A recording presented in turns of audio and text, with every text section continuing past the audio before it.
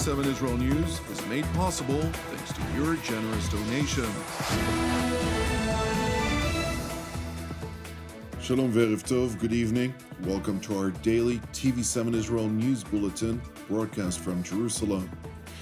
IDF Chief of General Staff Lieutenant General Eyal Zamir says the military stands ready for any possible scenario. Iranian officials claim they have not asked for an extension to the ceasefire despite President Trump's decision to do so. And the European Union announces a new set of sanctions against the Islamic Republic of Iran. Israel celebrated its 78th anniversary yesterday, with the people of Israel enjoying a great weather amid a fragile ceasefire with both Iran and its proxies. Well, I think it's the old normal. I think it's kind of back to reality that we're not supposed to be at homes anymore and go outside and see our friends and go to the beach in such a beautiful weather, especially in this day, in Independence Day. So basically, it's back to normality. I really hope it will stay for a long time. We're really enjoying ourselves today. We're not worried about the sirens. We'll defeat everyone. We're having fun in the sun on Independence Day, enjoying ourselves and walking around. With security limitations enforced, annual state ceremonies were held to include Israel's torchlighting ceremony, where Argentinian President Javier Milei became the first foreign leader to light one of the beacons, and the annual event at the president's residence in Jerusalem, where a select group of IDF troops received a presidential commendation for outstanding conduct in the line of duty. In a normal year, outstanding soldiers study the battles of the past, but you are fighting the battles that future generations will study. What you have gone through over the past 2.5 years is truly insane. We all grew up on stories of heroism, but this generation surpasses them all. Outstanding soldiers, men and women, thank you all for the light. Thank you for the spirit and for the hope. There is no one like you. Go forth and succeed. The people of Israel live. Happy Independence Day, State of Israel. IDF Chief of General Staff Lieutenant General Eyal Zamir, in remarks broadcast on national television, stressed that while a fragile ceasefire prevails, the IDF is well prepared for any possible scenario. At this moment, the IDF maintains a high level of alertness and readiness and is prepared to return immediately and forcefully to combat in all arenas. These prolonged years of fighting have reshaped Israel's security and strengthened our existence in the region.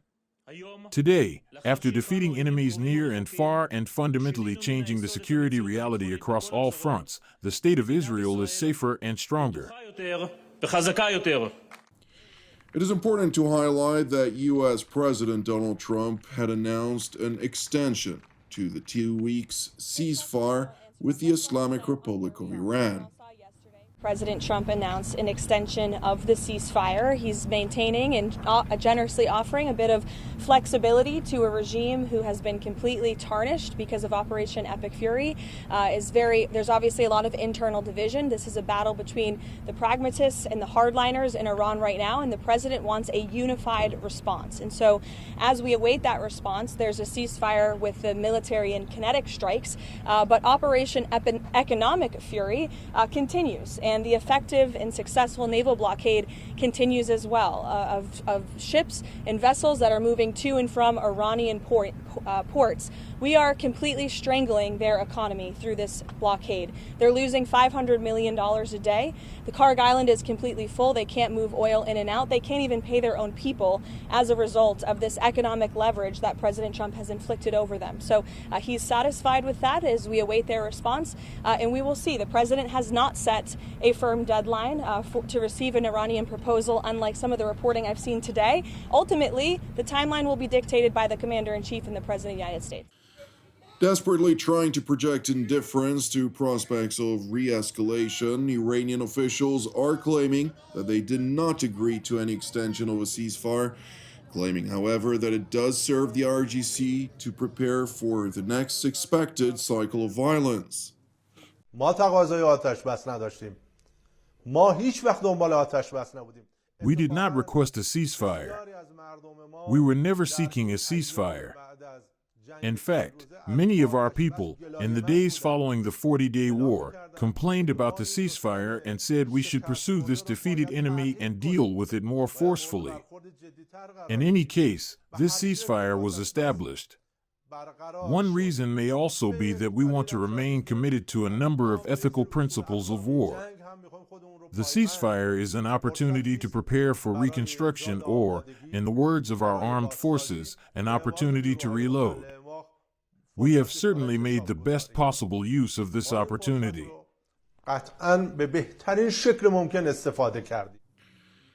The chairman of Iran's Parliamentary National Security and Foreign Affairs Commission continued by claiming that the IRGC does continue to demand not to end the war until the United States and Israel are seriously punished and ultimately made to regret the military campaign against the Ayatollah regime in Iran.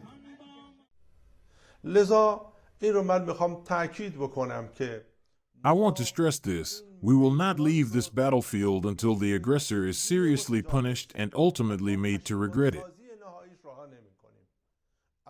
We have abundant capabilities, of course. One part of these capabilities has so far been put into action during the 40-day war, and our other sectors can certainly, with this same approach of authority, and I insist strongly on this point, an approach based on the will of the people of Iran, an approach based on values, principles, and ideals, and on what has made us victorious in every field over these years, enter other fields as well.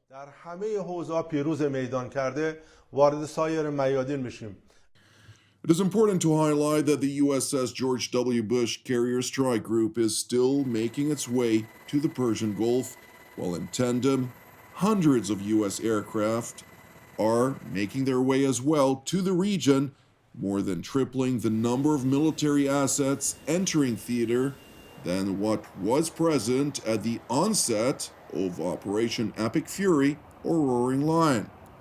Nevertheless, in a U.S. Armed Services Subcommittee for Intelligence, Director of the U.S. Defense Intelligence Agency, Lieutenant General James Adams, highlighted that the Ayatollah regime retains thousands of missiles and one-way attack drones, threatening the United States and its regional partners. He stopped short, however, from mentioning the quantity of launchers, which is estimated in the lower hundreds. Iran and its proxies remain engaged in operations against U.S., Israeli, and partner interests. Despite significant degradation of Iranian military capabilities through coalition strikes during Operation Epic Fury, Tehran retains thousands of missiles and one-way attack UAVs capable of threatening U.S. and partner forces throughout the region. Iraqi Shia militias have conducted hundreds of attacks against the U.S. forces since the operation began, demonstrating their commitment to Tehran despite suffering operational limitations. Well, it remains to be seen whether a new cycle of violence erupts. The Islamic Revolutionary Guards Corps, or IRGC, is seemingly making every effort to frustrate freedom of navigation in the strategic Strait of Hormuz, with 3 commercial vessels sustaining direct fire.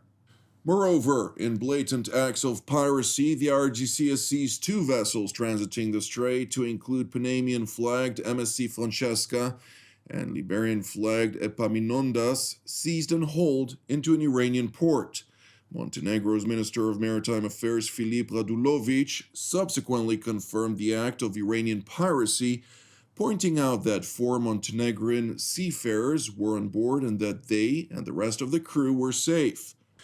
Meanwhile, in Strasbourg, France, the European Union's High Representative for Foreign Affairs and Security Policy, Kaja Kallas, announced a new sanctions package aimed at further pressuring Iran to abide by international law. On Iran, ministers were clear that the freedom of navigation is non-negotiable. Daily U-turns, whether the Strait of Hormuz is open or closed, are reckless. Transit through the strait must remain free of charge. Europe will play its part in restoring the free flow of energy and trade once the conditions allow. Our Aspides naval mission is the quickest way to protect shipping in the region, and I've asked ministers to make more assets available. The EU already has sweeping sanctions in place on Iran, but today we also reached a political agreement to widen our sanctions regime to also target those responsible for breaches to freedom of navigation. Kallas also announced that an attempt by Spain, Slovenia, and Ireland, in parallel to separate attempts by the European institution itself to end the association agreement with Israel alongside other sanctions, have failed. Some member states today proposed a full or partial suspension of the EU association agreement, as well as for restrictions on trade coming from settlement, and others were expressing their opposition to such proposals. Given that the suspension of the association agreement needs anonymity, there was no support for this needed in the room. And the measures that we have already on the table that require qualified majority will require states shifting their position. We didn't see that today, but these discussions will continue. Thank you for watching TV7 Israel News, which is made possible by the generosity of our viewers. If you would like to help support TV7 Israel, which is exclusively donation-based, you can do so via our website at www.tv7israelnews.com. Please keep praying for the peace of Jerusalem and redemption of Israel. I'm Jonathan Essen, wishing you an Erev Mevorach, and God willing, until our next update, Shalom from Jerusalem.